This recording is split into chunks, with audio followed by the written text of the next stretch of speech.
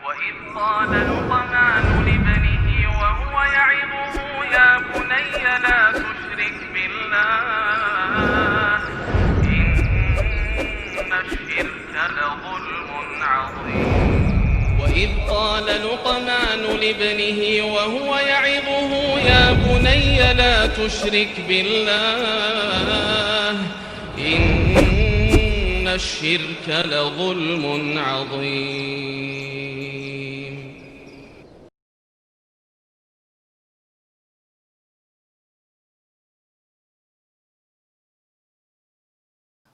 Assalamualaikum warahmatullahi wabarakatuh.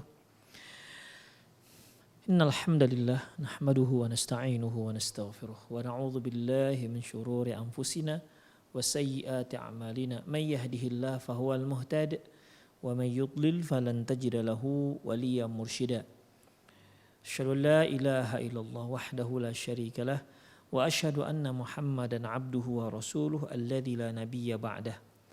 Wa qala Allah subhanahu wa ta'ala ya ayyuhalladzina amanu taqullaha haqqa tuqatih wa la tamutunna illa wa antum muslimun ya ayyuhalladzina amanu taqullaha wa qulu qawlan sadida yuslih lakum a'malakum wa yaghfir lakum dhunubakum wa man yuti'illaha wa rasulahu faqad faza fawzan 'azima.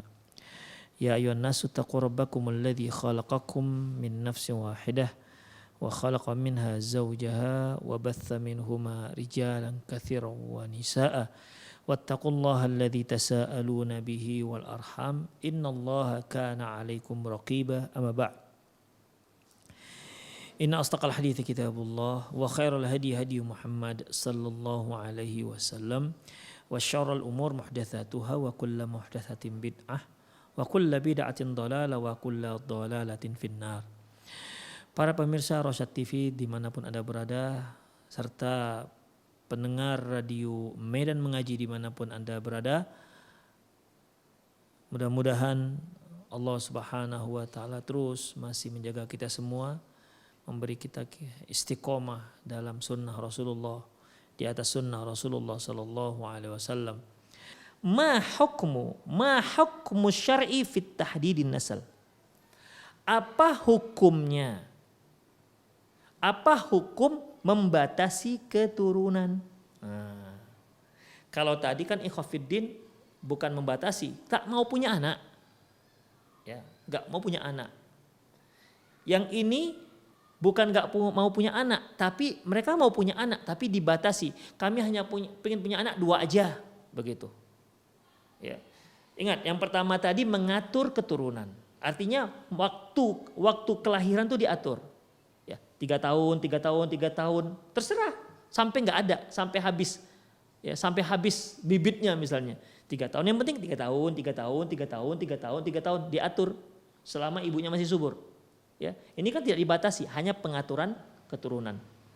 Yang kedua tadi mematikan keturunan, artinya tidak ada lagi, tidak bisa punya keturunan dengan sengaja. Beda halnya kalau memang mandul dari sononya. Ini enggak. Memang dengan operasi, apakah dengan pemotongan vas deferens atau pemotongan tubal falopii, ya, akhirnya enggak punya anak, maka enggak dibolehkan. Yang ketiga ini, yaitu mereka pengen punya anak, tapi dibatasi. Kami hanya pengen punya anak 3 aja. Kami hanya pengen anak 5 aja. Ini bagaimana ikhwafiddin? Nah, hukumnya ikhwah rahimanallahu wa iyyakum. Ini dijelaskan bahwasanya itu dalam Majelis Majma' Fiqh Islami, ya, pada tahun 1400 Hijriah, sekitar 1978, ya, mereka menyebutkan tentang tahdidun nasl, hukum membatasi keturunan, seperti yang saya katakan tadi, 2 saja cukup, 3 saja cukup, ya. Ini bagaimana ikhwah rahimanallahu wa iyyakum? Mereka memutuskan bahwasanya bil ijma' annahu la yajuzu tahdidun nasl mutlaqan. Para ulama sepakat, ya, majelis fikih Islami yang dilakukan di Mekah Al-Mukarramah, pada tanggal 23 Rabiul Awal tahun 1400 Hijriah ya, hingga 30 Rabiul Awal 1400 Hijriah mereka menetapkan bahwasanya tidak boleh, mereka sepakat tidak boleh melakukan tahdidun nasal, yaitu membatasi keturunan. Demikian ikhwah rahimani Allah wa iyyakum. Ya, tidak boleh membatasi keturunan. Jadi para suami istri yang mereka menikah kemudian berencana, "Bang, kita punya anak berapa, Bang? Kita 2 aja lah ya, Dik ya." Enggak boleh, haram hukumnya. Ya, haram hukumnya. Atau kita punya anak 10 aja, Bang ya. Enggak dibolehkan. Selama rencananya membatasi enggak dibolehkan. Walaupun mungkin dia enggak sampai 10 anaknya. Tapi jarang ada orang membatasi anak 10. Biasanya 2, 3 begitu biasanya. Ya, tapi begitulah ikhwafiddin. Ketika suami istri punya rencana membatasi keturunan, 2 saja cukup, 2 cukup kata mereka, maka ini tidak dibolehkan dalam Islam, haram hukumnya. Ya.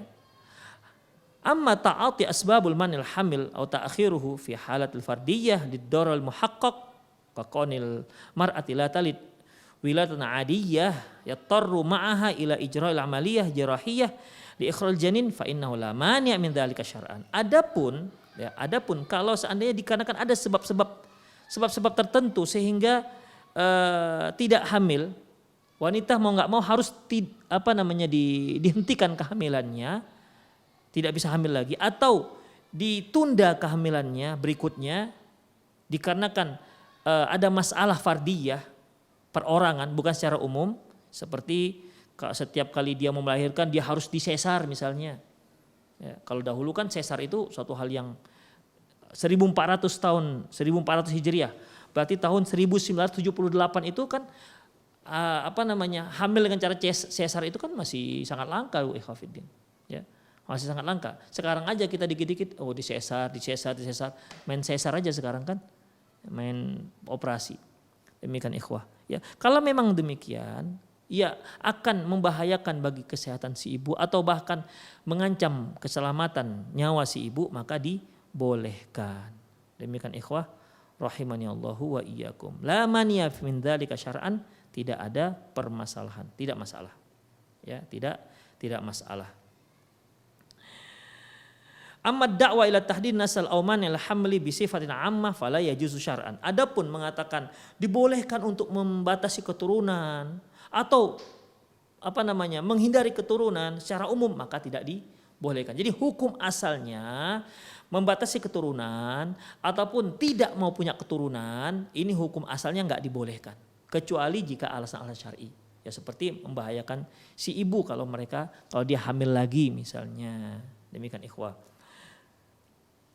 Kemudian kalau Syekh Muhammad bin Ibrahim al-Syekh rahimahullah, maqila anna tahdid nasal huwa yunaqid wa yukhalif wa yu'arid ma'amadlul ahadith al-muraghabah fit tazwiji bil wadud al-walud ma'a mubahati Rasulullah bi ummatihi al-umam yaumil qiyamah. Adapun membatasi keturunan ini jelas bertentangan dengan hadis-hadis di mana hadis tersebut menyuruh para suami istri itu untuk